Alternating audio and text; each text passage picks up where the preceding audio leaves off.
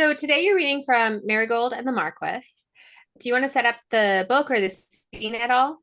Okay, yeah. So first of all, I don't know if your readers can see it. It's probably going to come out backwards or mirror image, but it's book 9 in the Farthingale series, which is set in Regency, London mostly, on this charming little street called Chipping Way.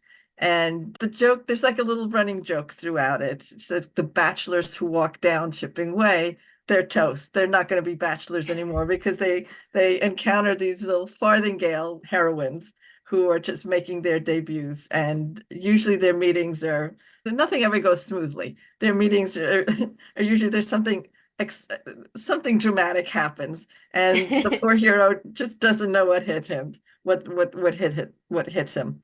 And so I guess I'll read. So now this is like number 9. Marigold is the latest Farthingale heroine.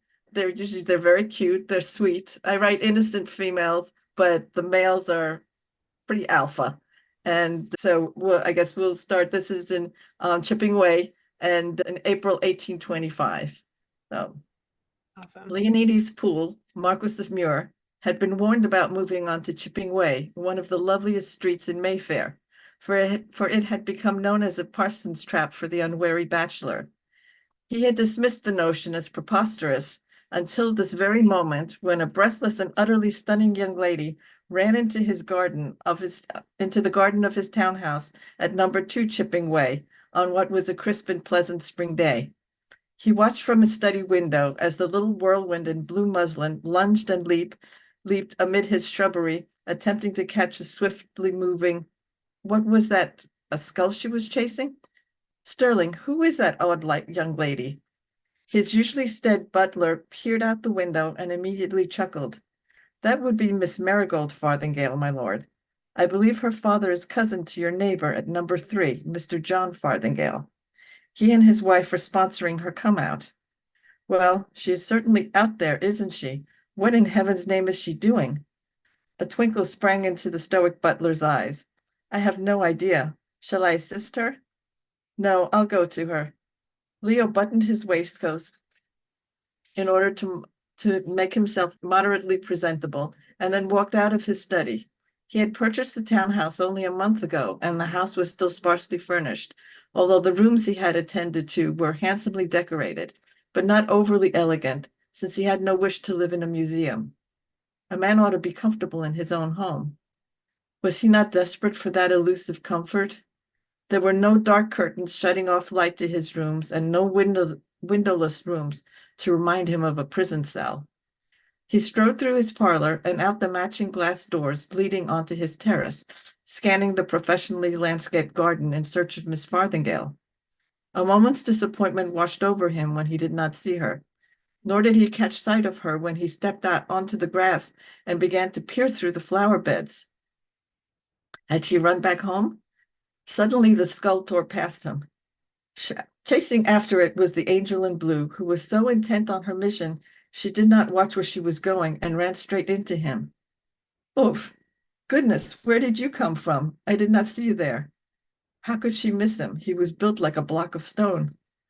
Blue eyes the color of a tropical sea and framed by velvet black lashes stared up at Leo as he wrapped his arms around her to keep her from losing her balance and tumbling into one of the thornier flower beds.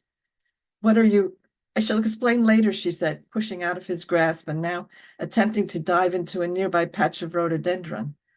Oh, no, you don't. You'll tell me now. He caught her by the waist before she disappeared within the greenery, turning her to face him. He now managed a good look at the girl. Blessed saints, he suddenly forgot to breathe. Gad, she was exquisite. Not a sophisticated toned beauty at all, but beautiful in an ethereal fairies dancing amid the bluebells way. He smothered the urge to grin, for her features could only be described as part angel and part imp. Mostly imp because of her big eyes and slightly pointy ears.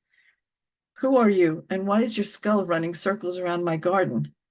In his entire life, Leo did not think to ever ask anyone this question. It was absurd, but also wonderful, because he was in desperate need of just this ridiculous intrusion in his life to make him feel alive again. Sir, I do apologize, she said with a lick of her cherry lips, the gesture immediately putting his heart in palpitations. A light breeze blew a few dark curls across her brow, but she merely shook them off while he still held her. I am your neighbor at number 3, Miss Marigold Farthingale. A pleasure to meet you. May we dispense with the introductions for the moment? Please let me go. I must stop Mallow before he buries my treasure. Treasure? Since when were skulls prized as such by anyone other than ghouls who crept into cemeteries at night to steal them? The skull darted out of the rhododendron and leaped into his forsythia. The lovely Miss Farthingale moaned, squirmed out of his grasp again, and was about to plunge headfirst into the forsythia when he stopped her by wrapping an arm around her waist and drawing her solidly up against him. I forbid you to destroy my flower beds. She turned to face him, frowning up at him. Sir, I shall never catch him if you insist on holding me back. He was no coxcomb, but women usually enjoyed being in his arms. This young woman was paying absolutely no attention to this fact, nor did she seem to care he was a marquis. Instead, she cast him a look of irritation before peering over his shoulder to shout at the now barking skull. Bad dog. Oh, you are a very bad dog, Mallow. Leo sighed and waited for her dog, a little fellow who could be no bigger than the size of a squirrel, to dart past them again. Mallow, sit, he commanded in his most authoritative voice. The skull immediately came to a halt on the grass beside them.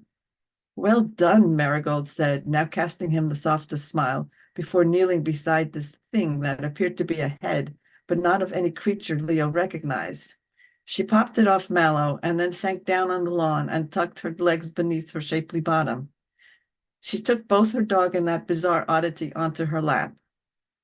Mallow turned out to be a little spaniel with a big attitude. He growled as Leo knelt beside him and his mistress.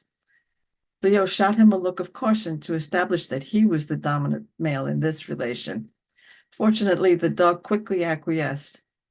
We shall become good friends, you little knave, he said, giving Mallow a gentle rub to his belly before turning his attention to the exquisite girl. Would you mind explaining what that was all about?